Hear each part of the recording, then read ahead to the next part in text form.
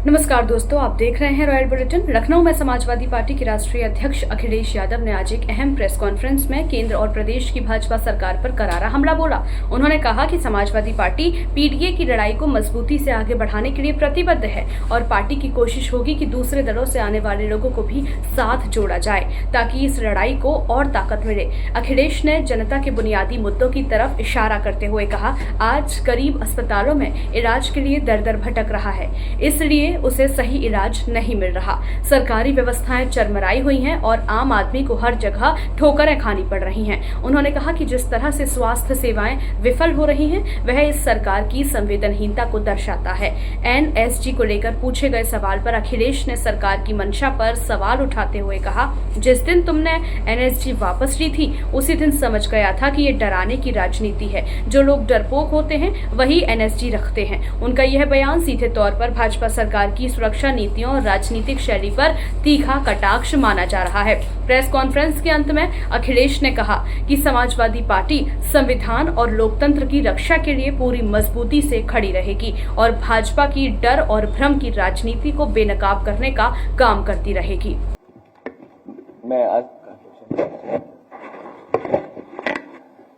मैं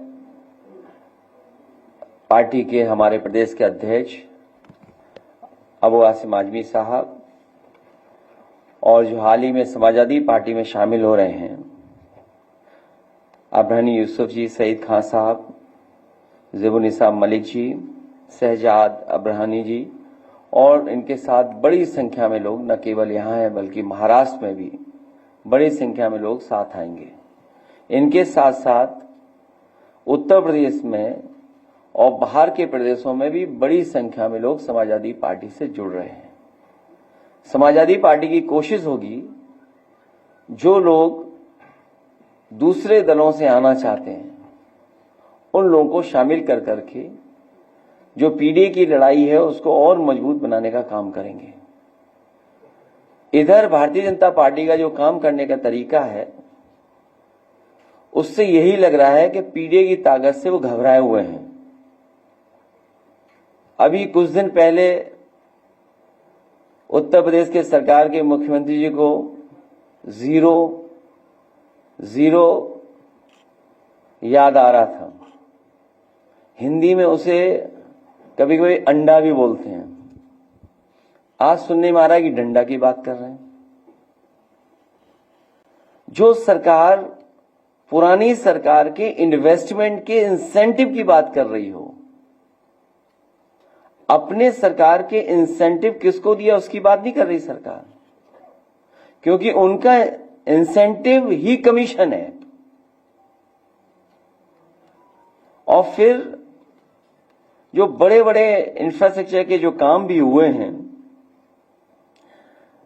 वो समाजवादियों की देन है। और समाजवादी पार्टी के समय पर जो एक्सप्रेसवे बने या अन्य जो सड़कें बनी वो एग्जेम्पलरी काम हुआ, उसका उदाहरण दूसरे विभागों ने और प्रदेश की सरकारों ने अपनाया। मेडिकल की क्या हालत है हम और सब लोग जानते हैं। आग के बाद आग लग रही है। झांसी की आग के बाद तो सरकार को सबक लेना चाहिए था। और मैं तो आपसे कहूंगा कि जिस समय ऑक्सीजन के अभाव की वजह से सरकार की मीटिंगों के जो जो फैसले हुए थे, सरकार ने जो जो निर्णय लिए थे, अगर सरकार ने अमल किया होता उन पर तो ना झांसी जैसी घटना होती जहां बच्चों की जान गई और ना ही जो कल रात को देखने को मिला जो बड़े अस्पताल में आग लग गई। कुछ लोग ये भी कहते हैं कि पिछले 7-8 साल से जो खराब क्वालिटी का सामान लगा है, बचने के लिए आग लगा दो, फिर उसका नामो निशानी नहीं बचेगा। तो कहीं ये बात तो नहीं है कि अपने भ्रष्टाचार को छिपाने के लिए ये काम हो रहे हो। जो हमारा किसान उम्मीद लगाए बैठा था कि अब तो शायद आय दोगुनी हो जाएगी, पूरा गेहूं जाने कौन खरीद रहा है, कहां ले जाया जा रहा है। और सच्चाई ये है, जो मार्केट की स्थिति ये है, जो जानकार कहते हैं कि अगर सरकार आड़तियों में ही कंपटीशन होने देती तो किसान को ज्यादा कीमत मिलती गेहूं की। और ये सरकार वो भी नहीं देना चाहती, पाबंदी लगा रही कि कोई कंपटीशन ना हो जाए। और वो सरकार जो चाहती थी कि किसान बाजार में कंपटीशन से आगे बढ़े। तो सरकार की जिम्मेदारी है कि किसान की आय दोगुनी बढ़े या उसको आय कैसे बढ़ाई जाएगी। जो लोग प्रॉपर्टी बना रहे हैं, जो लोग लगातार प्रॉपर्टी बनाते जा रहे हैं, वो पॉवर्टी जीरो की बात कर रहे हैं। लखनऊ के आसपास हो, गोरखपुर हो, अयोध्या हो, कानपुर हो, आप जानकारी कर लीजिए आखिरकार कौन प्रॉपर्टी बना रहा है। प्रॉपर्टी बनाने वाले जीरो पॉवर्टी की बात कर रहे हैं। ये उसी तरह की बात कर रहे हैं जैसे अभी कुछ दिन पहले ये जीरो टॉलरेंस की बात कर रहे थे लॉ एंड ऑर्डर में, फिर जीरो टॉलरेंस करप्शन की बात कर रहे थे। जब लॉ एंड ऑर्डर जीरो हो गया और आपका जो टॉलरेंस जो बता रहे थे कि जीरो टॉलरेंस इन करप्शन, उसमें इनके आईएससी को भागना पड़ गया। और वो आईएएस सच्चाई है कि वो कहीं ना कहीं मुख्यमंत्री आवास में ही छिपा होगा। कभी किसी ने सुना होगा कि कमीशन के चक्कर में आईएएस भाग रहा है, इंसेंटिव देने वाले कमीशन को लेकर के झगड़ा कर रहे हैं।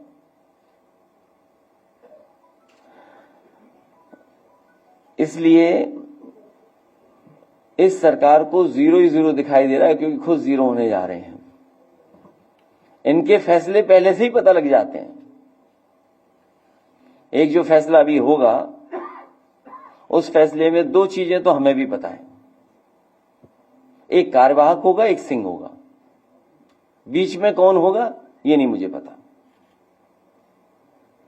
एक कार्यवाहक होगा और सिंह होगा, बीच में क्या होगा ये नहीं कह सकते। और फिर कल मुख्यमंत्री कह रहे मेट्रो बनाई है उन्होंने। अरे आप सबसे पढ़े लिखे लोग हैं, बुद्धिजीवी हैं और लखनऊ के हैं। आप मुझसे बताओ कहां मेट्रो बनाई उन्होंने? कोई मेट्रो बनी हो तो बता दें, किस जगह मेट्रो बनी है? पूरे उत्तर प्रदेश में जो मेट्रो आज बनी और चल रही है वो समाजवादियों की देन है, वो भारतीय जनता पार्टी की कोई उपलब्धि नहीं है। जब नौकरी नहीं, रोजगार नहीं, और जब नौकरी रोजगार मिल जाने चाहिए थे, तब सरकार कह रही कि हमने लैंड बैंक तैयार किया है। जो सरकार अभी भी लैंड बैंक तैयार कर रही हो तो इन्वेस्टमेंट क्या है होगा? फिक्की जैसी बड़ी संस्था है, हालांकि उस पर टिप्पणी नहीं करनी चाहिए कि वो कमजोर लोग होते हैं, उद्योगपति कारोबारी लोग, वो सरकार से सवाल नहीं पूछ सकते। जो सरकार कहेगी उसी को स्वीकार कर लेंगे। फिक्की वाले खुद जानते होंगे कि न जाने कितना भ्रष्टाचार है, और वही रटा रटाया पुराना घिसा पिटाया डायलॉग कि भर्ती होती थी वो आ जाते थे। अभी सुनने में आया है, हालांकि मुझ तक नहीं पहुंची है जानकारी, आप तक शायद हो, जो नई भर्ती हुई है उसकी पूरी लिस्ट नहीं आउट हो रही है। अरे अगर भर्ती हो गई है तो आप पीडीएफ कर दीजिए सार्वजनिक। आप इंडिविजुअल क्यों कर रहे हैं? आप मेडिकल कॉलेज बना रहे हैं कहां पर? हरदोई में। हरदोई के बगल में है शाहजहांपुर, वित्त मंत्री जी का जिला है। इस योजना के तहत उस समय के जो स्वास्थ्य मंत्री थे नड्डा जी, मैंने खुद और जेपी नड्डा साहब ने मिलकर के पहला मेडिकल कॉलेज शाहजहांपुर में शुरू किया था। और जब मैं विधानसभा में था तो मैंने सवाल किया था कि मानक के अनुसार प्रोफेसर, असिस्टेंट प्रोफेसर और टेक्निकल स्टाफ कितना होना चाहिए। जब शाहजहांपुर जैसे मेडिकल कॉलेज में जो वित्त विभाग के मंत्री जी का क्षेत्र है वहां नहीं है, तो पूरे उत्तर प्रदेश में ये जो बने बिल्डिंगें जो बन रही हैं ये केवल ढांचा है, ये मॉडर्न खंडर हैं, इनके अंदर इलाज नहीं हो रहा है। और इलाज अगर हो रहा होता, अगर इन्होंने वाकई में इलाज का इंफ्रास्ट्रक्चर बेहतर किया होता, तो हमें जो तस्वीर देखने को मिलती हैं, मैं उन पत्रकार साथियों का भी धन्यवाद देता हूं, इतने दबाव के बाद भी वो तस्वीरें बाहर आ जाती हैं, अखबार में छप जाती हैं। इसके लिए मैं उनका बहुत बहुत धन्यवाद और बधाई भी देना चाहता हूं। तो सोचिए मेडिकल का क्या हाल है। किसी अस्पताल में चले जाए, गरीब को इलाज नहीं मिल रहा, गरीब धक्के खा रहा है। तो ये सरकार जो ट्रिलियन डॉलर की इकोनॉमी की सपने दिखा रही है, ट्रिलियन बात तो यही है कि लखनऊ वाले दिल्ली वालों को धोखा दे रहे हैं। कब कौन चला जाए, चलिए वो क्या कहावत है आखिरी समय का, बस वही चल रहा है। इसलिए अंडा और डंडा याद आ रहा है हमें, अंडा जीरो वाला और डंडा जाने के उनसे डंडा याद आ रहा है। क्या ये मुख्यमंत्री भाषा हो सकती है? और फिर अभी बाबा साहब भीमराव अम्बेडकर जी का हम लोगों ने संविधान और जयंती मनाई उनकी। सोचिए खुलेआम क्या लोग कह रहे हैं, गोली मार देंगे, जान ले लेंगे, हत्या कर देंगे। हमारे पास राणा जैसे लोग हैं जो जाकर के किसी की भी हत्या कर देंगे। मतलब यही संविधान है, यही बाबा साहब भीमराव अम्बेडकर जी बना हुआ संविधान है। पुलिस पता नहीं क्या कर रही है, वो ढूंढ रही सोशल मीडिया पे कौन क्या लिख रहा है। एक बहुत नासमझ कार्यकर्ता कल मुझे मिला प्रतापगढ़ का, हालांकि सोशल मीडिया पे लिखने पे बहुत सारे लोगों पे एफआईआर हुई है। बीजेपी को आजादी है। मुझे पता है कि गुड़गांव में एक है व्यक्ति और कुछ नोएडा में जो ये ऑपरेट करते थे चीजें, पैसा मिलता उनको बड़े पैमाने पर, भर भर के पैसा जा रहा है। जो गरीब थे वो जाने किस हवाई जहाज में उड़ रहे हैं, सुनने में आ रहा है। तो गरीब एक नासमझ कार्यकर्ता ने कुछ लिख दिया। आप में से कौन स्वीकार करेगा कि मुख्यमंत्री की भाषा ऐसी होनी चाहिए? भाई डंडे वाली भाषा तो नहीं होनी चाहिए और टोटी वाली भी भाषा नहीं होनी चाहिए। तो अगर ना समझने कुछ लिख दिया तो पुलिस भाग रही है। बताओ, पुलिस उनके खिलाफ नहीं भागेगी जो दिल्ली में शपथ लेकर के बैठी हुई हैं। एक ना समझ के पीछे पुलिस पड़ी हुई है कि इसने सोशल मीडिया में क्या लिख दिया। अरे भाई जितनी उसको जानकारी उसने लिख दिया, अब आपको बुरा लग रहा है तो उसको डिलीट कर दो, मत देखो, फॉलो मत करो।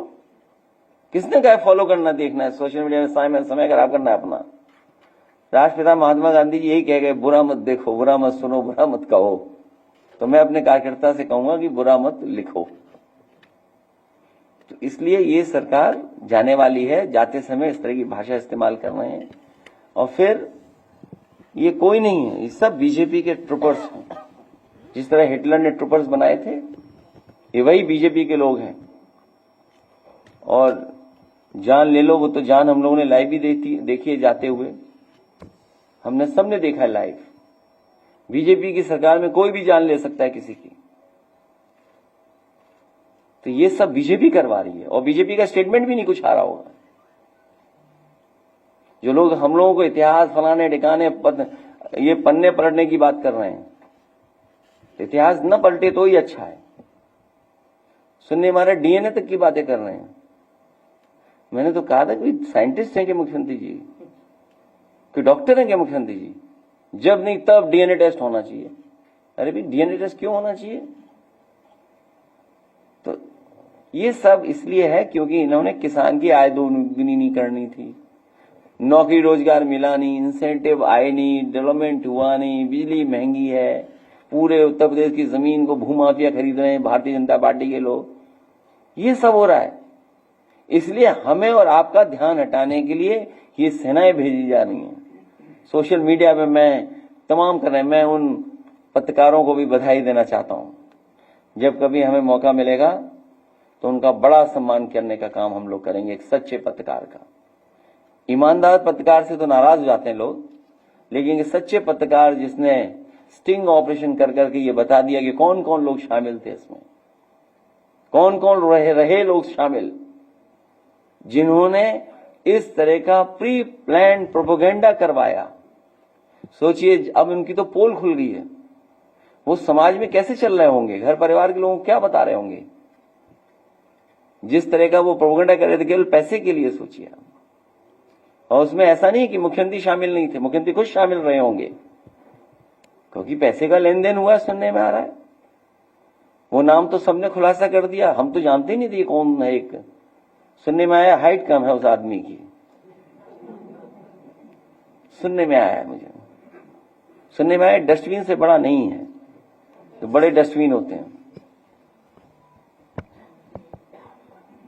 मैं आपका धन्यवाद देता हूं और महाराष्ट्र के इतने जिम्मेदार लोगों से मिलने का मौका मिला। आज जो हमारे साथ आ रहे हैं, मैं उनको बहुत बधाई देता हूं। आने वाले समय में सांप्रदायिक ताकतों के खिलाफ, भारतीय जनता पार्टी की अनकॉन्स्टिट्यूशनल पॉलिटिक्स के खिलाफ हम लोग लगातार काम करते रहेंगे, इसी तरह जोड़ते रहेंगे, पीढ़ी की आवाज को और आगे बढ़ेंगे। सामाजिक न्याय का राज स्थापित हो, उसके लिए हम लोग काम करते रहेंगे। बाबा साहब भीमराव अम्बेडकर जी से किसी की बराबरी नहीं हो सकती। अखबारों में पढ़ने को मिलता है कि कुछ लोग बराबरी की बात कर रहे हैं। हमारे आपके लिए उस समय भी कहा, और मैं फिर कहता हूं, बहुत सारे लोगों के लिए बाबा साहब भीमराव अम्बेडकर जी आज भी भगवान हैं। और जो अखबारों में पढ़ते हैं कि कोई तुलना हो रही है, उनसे तुलना किसी की नहीं हो सकती। आप सबका बहुत बहुत धन्यवाद।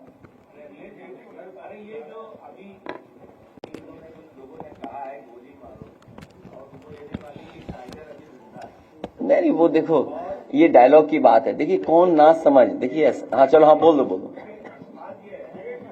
तो अल्फाजों से मार देते हो, तुमको हथियार की जरूरत है। जीत ने तुमको अंधा कर दिया, तुमको एक हार की जरूरत है। अभी ये कौन से हैं? क्या चीज? नहीं एक नहीं, इधर से पहले, अच्छा, इनका बाद में जवाब दे देंगे। जब याद रहेगा तो बोलेंगे, अगर ना जवाब दे तो याद कर दिला देना।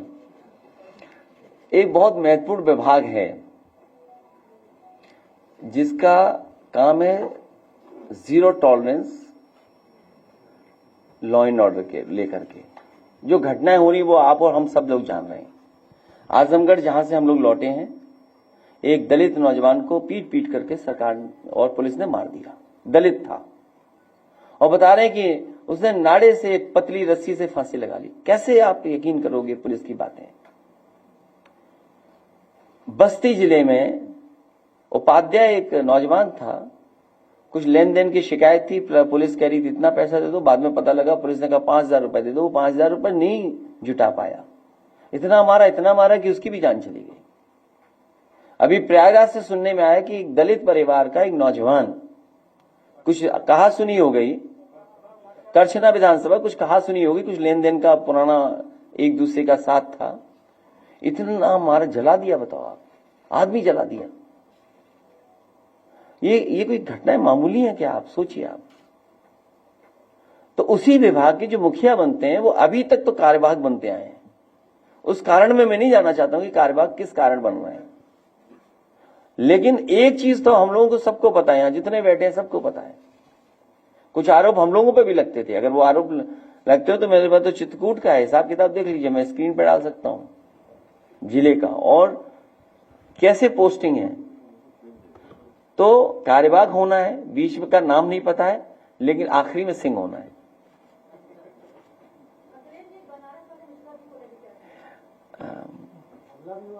जिन पे वार हुआ उन्हीं को जेल भेज दिया। सोचो, वार जिस पे हुआ उसी को जेल भेज दिया।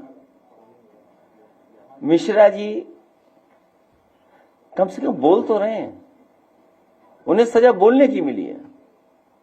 जैसे किसी को खाता नहीं भाता, हाथा नहीं भाता। हाथा तो समझ रहे होंगे ना, हाथा ही नहीं भाता, किसी को पसंद ही नहीं है। तो समझ लो यही बात है कि मिश्रा जी क्योंकि सरकार के खिलाफ समय समय पे कुछ बात कह दे रहे थे। भाई जेल तो उसको जाना चाहिए था जिसने कहा करनी सेना का कौन साथी है कि हम लोग जान ले लेंगे, मार देंगे, गोली मार देंगे। भाई ये जो साथी हमारे पत्रकार पूछ रहे हैं, ये सीरियस बात है। टाइगर जिंदा तो फिल्मों में होता है, हकीकत में नहीं होता।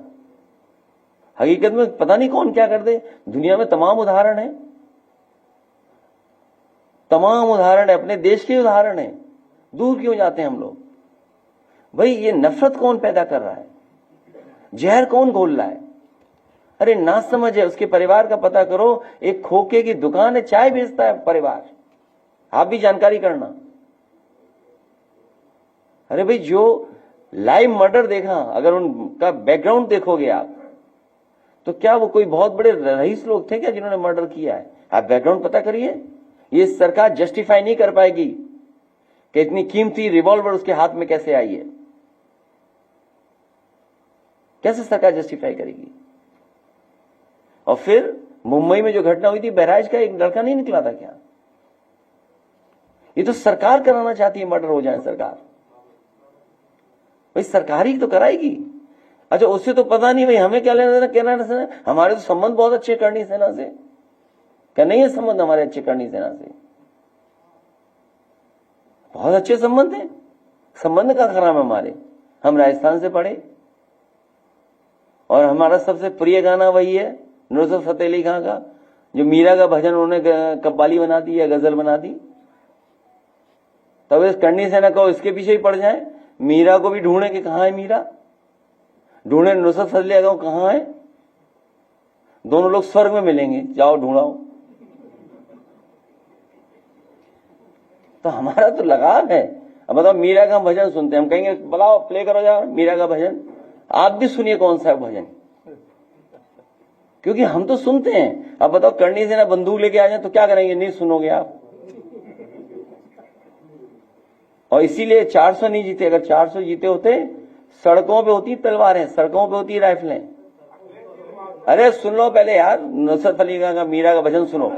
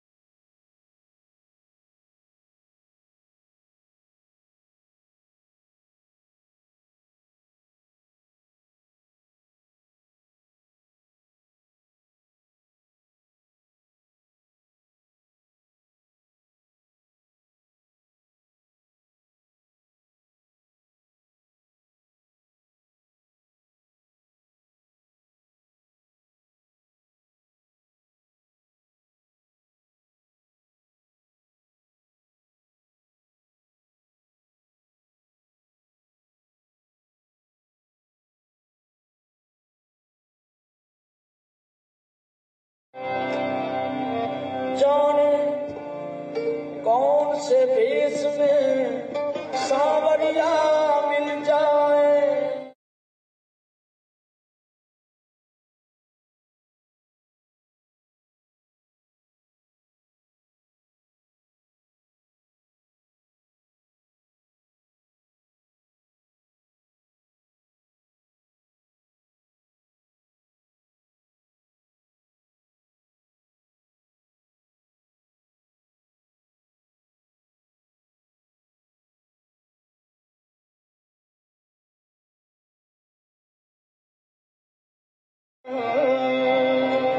जब से राधा शाम के नैन हुए हैं चार,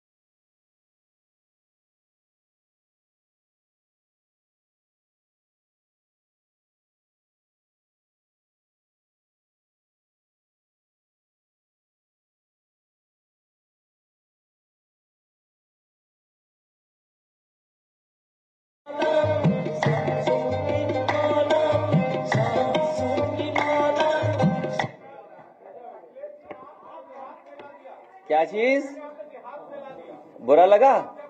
नहीं, ऐसा जिहाद नहीं समझदार। इसलिए मैं कह रहा हूं हिस्ट्री ठीक तरीके से पढ़ो, हिस्ट्री पढ़ो तो ठीक तरीके से पढ़ो। और दूसरी बात जो गाना सुनाया, हम किसी से घबराने वाले नहीं कि बंदूक चला के गोली मार दोगे तुम। तुम्हारी उसी दिन नीयत मुझे पता लग गई थी जिस दिन तुमने एनएसजी वापस ली थी।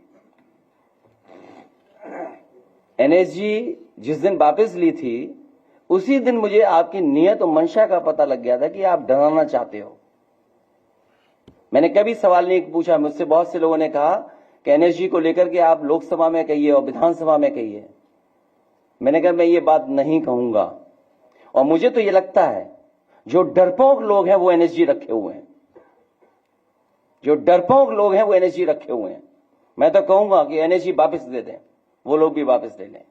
और हम लोग महाराजाओं के खिलाफ नहीं है। महाराजाओं की कोई जाति नहीं होती, राजा की कोई राजा की जाति नहीं होती। मुझे याद है जब उत्तर प्रदेश की सरकार थी उस समय हेरिटेज पॉलिसी में बना रहा था, और हेरिटेज पॉलिसी के तहत महाराजा गज सिंह जी यहां आए थे उत्तर प्रदेश में। पूरे सम्मान के साथ मैंने उन्होंने कहा कि जो आपने पॉलिसी राजस्थान में लागू की है, जिससे राजाओं को महाराजाओं को अपनी जगह उनको मिल गई, रजिस्ट्रियां हो गई महलों की, बड़े बड़े किलों की रजिस्ट्रियां हो गई आपके पक्ष में। उत्तर प्रदेश में भी जो ये राजा मुझसे मिल रहे आकर के, मैं भी वही पॉलिसी ला करके कर दूंगा। सरकार नहीं बनी जिसकी वजह से पॉलिसी नहीं लागू कर पाया। और मैं एग्जांपल देता हूं आपको, जो अमेठी का मसला हुआ था, अगर आपको याद हो, डॉक्टर संजय सिंह उनके घर में उसका बेटा चला गया, और इसलिए चला गया तो उसे लगा कि जब पिता ये हेरिटेज पॉलिसी आ जाएगी तो पिताजी हमें हक नहीं देंगे, हमारा अधिकार नहीं मिलेगा। मुझे पुलिस पीएससी लगा करके समझौता कराना पड़ा था। तो हम लोग खिलाफ नहीं और न डरने वाले किसी से। क्या चीज? नहीं जाऊंगा मैं, क्यों नहीं जाऊंगा मैं, लेकिन भीड़ के साथ नहीं जाऊंगा तमाशा करने हुए, जिस तरह और तमाशा हुआ है।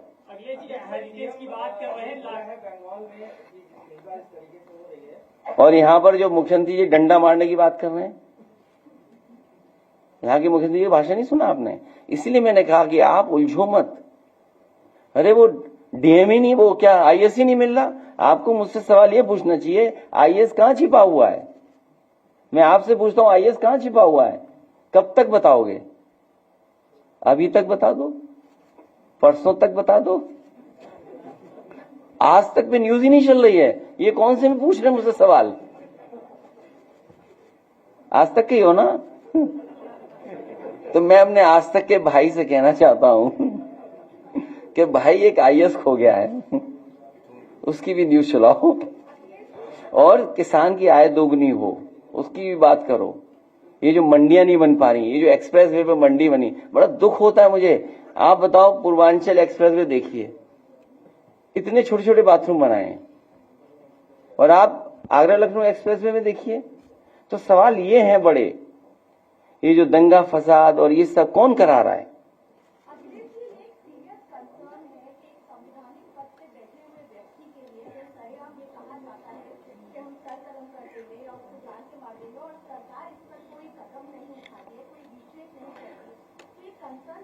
देखिए, कंसर्न कुछ नहीं है। मैंने आपसे कहा कि रात को सुबह मुझे एक अधिकारी आए, बड़े एक सीनियर ऑफिसर थे वो एनएसजी के, वो मेरे पास आए। उन्होंने कहा कि आज से आपको एनएसजी नहीं मिलेगी। तो मैंने स्वीकार कर लिया कि एनएसजी नहीं मिलेगी। तो मैं नियत मंशा उसी तरह समझ गया था। बीजेपी ऐसा दल है, अगर उसकी एक आंख फूट रही हो और दूसरे की दो फूट जाए तो अपनी भी फूट सकते हो। अभी फिलहाल आईएएस ढूंढो।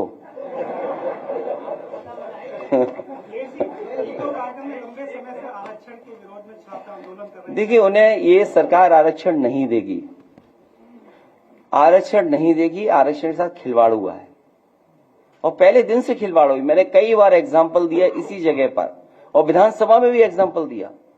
जिस भर्ती के बारे में कल मुख्यमंत्री जी कह रहे थे फिक्की में, जो मेरिट से भर्ती हम लोगों ने की थी, मेरिट की भर्ती में जब बच्चे हो गए, रिजल्ट निकल गया, क्योंकि हाई कोर्ट सुप्रीम कोर्ट में इश्यूज थे। और इशू क्या थे? कुछ लोग भारतीय जनता पार्टी के समर्थक लोग कोर्ट गए थे, वो रिजल्ट डिक्लेयर नहीं होने दे रहे थे। हम लोग सुप्रीम कोर्ट गए, बच्चे सुप्रीम कोर्ट गए। जब सुप्रीम कोर्ट का आदेश हुआ और उससे रिजल्ट डिक्लेयर हुआ, तो रिजल्ट डिक्लेयर होने पर जो पुरानी आरक्षण की व्यवस्था थी उसके तहत आरक्षण मिला था, और वो लिस्ट जारी हो गई। इस सरकार की नीयत ये थी कि उस आरक्षण को नहीं लागू करेंगे। उन्होंने आरक्षण की व्यवस्था बदल दी, जो नए आरक्षण की व्यवस्था थी वो लागू की। उसमें 1700 लड़के पिछड़े, दलित और आदिवासी नौकरी से बाहर हो गए थे। तो इसलिए साथी मैं कहना चाहता हूं कि इनकी नीयत नहीं है, पहले दिन से ये नीयत रही है कि आरक्षण खत्म हो। और हम तो एक कदम आगे बढ़ेंगे। ये जो बड़ी बड़ी कंपनियां हैं प्राइवेट में, इसमें भी आरक्षण लागू होना चाहिए। मांग हम लोगों ने पहले भी की है। और अगर आपको कॉम्पिटेंट लोग चाहिए तो हम उनके लिए ट्रेनिंग इंस्टीट्यूट बनाएंगे। क्यों नहीं ट्रेनिंग इंस्टीट्यूट बने? जैसा आपको बच्चा चाहिए, जिस ट्रेनिंग का चाहिए, हम वैसा आपको देंगे, उस इंस्टीट्यूट से देंगे, लेकिन आरक्षण दीजिए आप। वन नेशन क्या बोलेंगे आप? नहीं तो पंचर कौन तुम जोड़ोगे फिर? तो इसका मतलब ये हुआ वो पंचर नहीं जोड़ेंगे, तो पंचर कौन जोड़ेगा? अखिलेश जी, वन नेशन आप जोड़ो, कौन जोड़ेगा बताओ? अच्छा, पंचर जोड़ना क्या काम नहीं है क्या? अच्छा, पंचर जोड़ना कोई काम नहीं? अगर चाय बनाना, चाय पिलाना रोजगार है, तो क्या पंचर जोड़ना रोजगार नहीं हो सकता?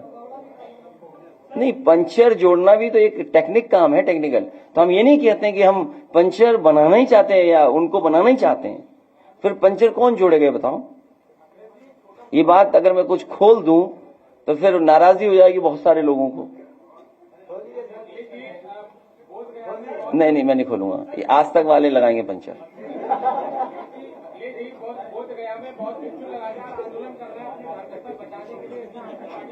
नहीं, इसलिए अच्छा, बंगाल से क्या लेना देना, हम ममता जी के साथ है, खत्म बात। वहां जो कुछ कम्युनल टेंशन हो रही है वो सब बीजेपी करा रही है।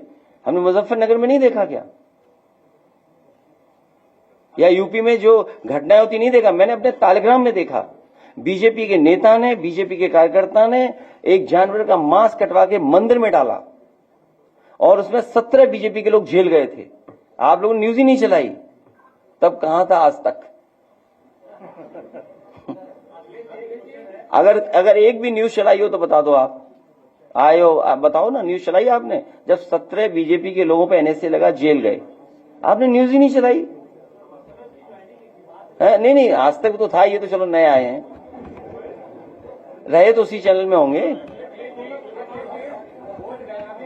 अच्छा, मेरी मदद करो। अच्छा, बड़ा चैनल है, मेरी बड़ा चैनल है, मेरी मदद ये करे कि जो, हालांकि एक चैनल है उसकी तो ये समर्थक क्या, उसका समर्थन कैसे करेंगे? स्टिंग ऑपरेशन जो हुआ उसी में हम लोगों की मदद कर दो थोड़ी बहुत, कि कौन दोषी अधिकारी थे उनके नाम जारी कर दो, जो नाम आए हैं उनका नाम जारी कर दो, बस एक स्ट्रिक चल जाएगा, हाँ इनके नाम थे, इनके नाम थे।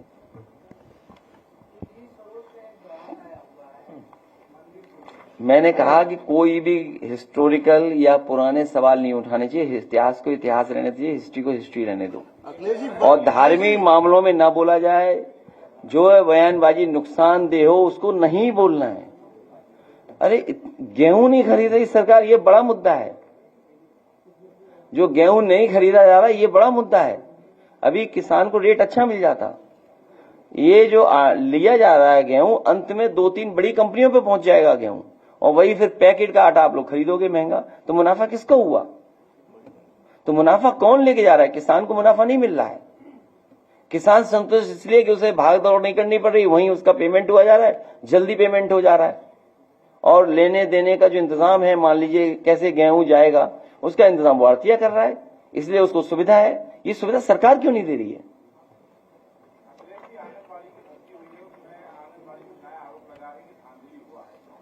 अभी मेरा एक पत्रकार साथी मिला था आजमगढ़ में, उसने बताया कि जितनी भर्ती हुई सब एकदम फ्रॉड भर्ती हुई है। तो मैंने उसका सूची दे देना मुझे। अरे तुम यार लाखों में रहो, गरीब आदमी हो, क्या तुम रिश्वत ले रहे हो यार?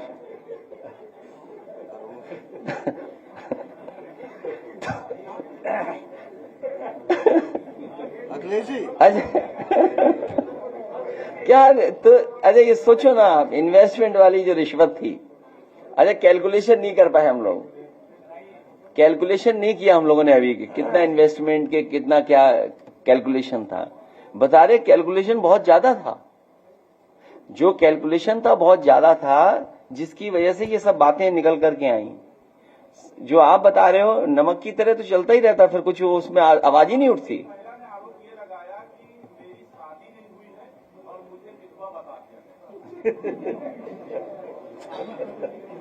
तो ये तो सुधार हो जाएगा, उसमें कोई बात नहीं।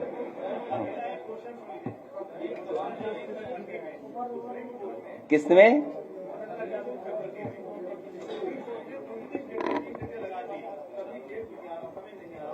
मैं कह चुका हूं।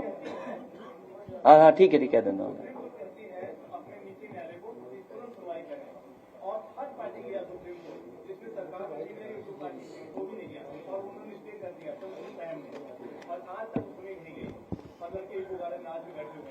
मैं फिर बात दोहराता हूं, सामाजिक न्याय राज की स्थापना के लिए हम सब लोगों को मिलकर के काम करना पड़ेगा, तभी ऐसी समस्याओं का समाधान होगा। लो, फिर नहीं सुना तुमने? मैं आप सबसे कहना चाहता हूं कि ये जो सवाल उठाया है, ये सवाल एकदम जेन्युइन सवाल है, और बहुत सारे बच्चे बहुत दिनों से संघर्ष कर रहे हैं, और 69,000 के बच्चों ने कोई मंत्री नहीं छोड़ा, अधिकारी नहीं छोड़ा जिसके सामने न गए हों, मुख्यमंत्री न छोड़े हों, किसी सभा में न छोड़े। उन्होंने भी सोचा शायद समझदारी होशियारी से भी उनके समस्या का समाधान हो जाएगा।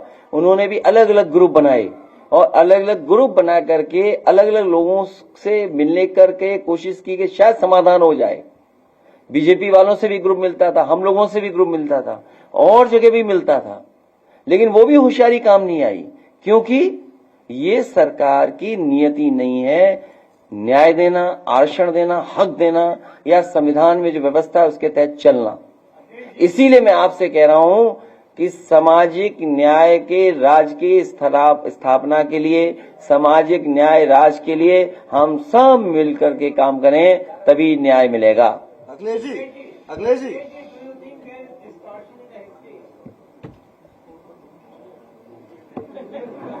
देखिए ऐसा है, इस समय बहुत सारे टूल्स हैं और बहुत सारे सॉफ्टवेयर हैं।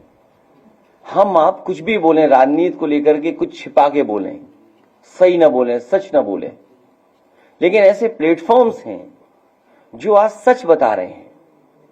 किसी भी एआई प्लेटफॉर्म पे आप जाएं और टाइप कर दें और चीजें जानना चाहें, और जो बुक्स हैं उनको तो आप नहीं नकार सकते ना, जो बुक्स छपी हैं हिस्ट्री में हम तो नहीं जा सकते ना वापिस लौट करके। तो मैंने इससे लिखा राजाओं की कोई जाति नहीं होती है। देखिए राजाओं की कभी जाति नहीं हुई है। आप कहीं का राजा उठा लीजिए, कहीं किसी राजा में जाति नहीं मानते राजा लोग। राजा राजा होता है, और पावर की लड़ाई में क्या हो रहा है, वो इतिहास में क्या लिखा हुआ है, हम कैसे उस बात को आज इंटरप्रेट कर दें। लेकिन इतिहास नहीं बदला जा सकता है। हाँ, इतिहास को इतिहास रहने दें, अगर वो इतिहास हमें सही रास्ते पे न चलने दे रहा हो, जो प्रोग्रेसिव बात न होने दे। इसलिए उस इतिहास को इतिहास ही रहने दें, उस पर हमें आपको चर्चा नहीं करनी चाहिए।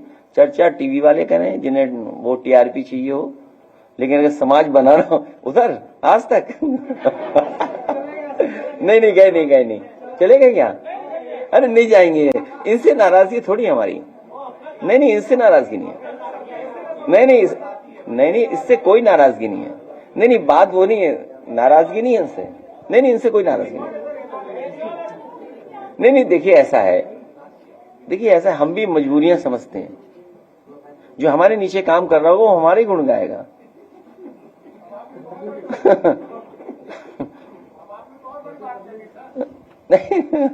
नहीं इसमें बुरा मानने की बात नहीं है, क्योंकि हमें देखिए, जब आपसे मैं बात कर रहा हूं तो मैं आपसे बात नहीं कर रहा हूं,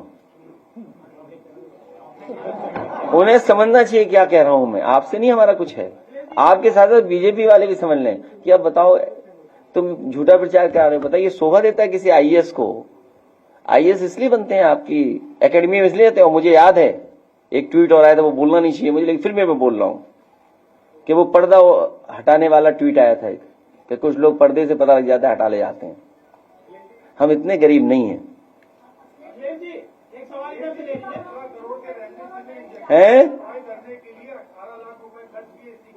किसमें? भोपाल का एक खबर है, 17 करोड़ रेमडेसिविर इंजेक्शन को डिप्लॉय करने के लिए 18 लाख रुपए खर्च किए, जबकि ऑक्सीजन कमी से। तो क्यों लाखों की बात कर रहे हो तुम यार? देखो क्या है, फिर सुना फिर ठीक है, आप सही कह रहे हो। ये हुआ होगा, इस तरह का कुछ घोटाला हुआ होगा, इसमें कोई दो राय नहीं है। हमने तो यहां तक कहा था, जिसके लिए हमें बहुत दिनों तक सुनना पड़ा था, बहुत दिनों तक ये सुनना पड़ा था। जब मैंने ये कहा था, और मैंने यूं ही नहीं कहा था, जिस तारीख को कहा था आप पता करिएगा, जिस तारीख को कहा था आईसीएमआर ने अप्रूवल कैसे दिया था, क्योंकि किसी साइंटिस्ट से मेरी बात हुई थी। मैंने साइंटिस्ट से पूछा कि जो आईसीएमआर अप्रूवल दे रहा है, क्या आपने वो लगवाई है वैक्सीन? तो साइंटिस्ट ने मना कर दिया था कि उसने नहीं लगवाई है। सोचिए, जो अप्रूवल दे रहे हैं साइंटिस्ट, वो खुद नहीं लगाए हैं। तभी मैंने कहा था। अब आप पिछले 2 महीने का, कुछ लोग कह रहे हैं, हो सकता है चर्चा में आपके बीच में भी आया हो, कि 2 महीने का डेटा यूपी का निकाल लो, हार्ट अटैक कितने हुए। 2 महीने का डेटा आप निकाल लीजिए, देख लीजिए कि उसकी वजह से कितना। और फिर कुछ रिपोर्ट्स कह रही हैं कि इसके लगने के बाद कैंसर बढ़ रहा है। आप कैंसर पता करिए कितना बढ़ गया है कैंसर। क्या चीज? पता नहीं क्या होगा, लेकिन ये पता है जीरो वाले 000 दिखाई दे रहा है उन्हें, जो जीरो होने जा रहे हैं। अखिलेश जी, चलिए अब धन्यवाद आप लोगों का, मैं मुंबई के अपने लोगों का बहुत धन्यवाद देना चाहता हूँ। अपनी राय हमें कमेंट में जरूर बताएं और ऐसी ही लेटेस्ट अपडेट्स के लिए हमारे चैनल रॉयल बुलेटिन को लाइक, शेयर और सब्सक्राइब करना ना भूलें।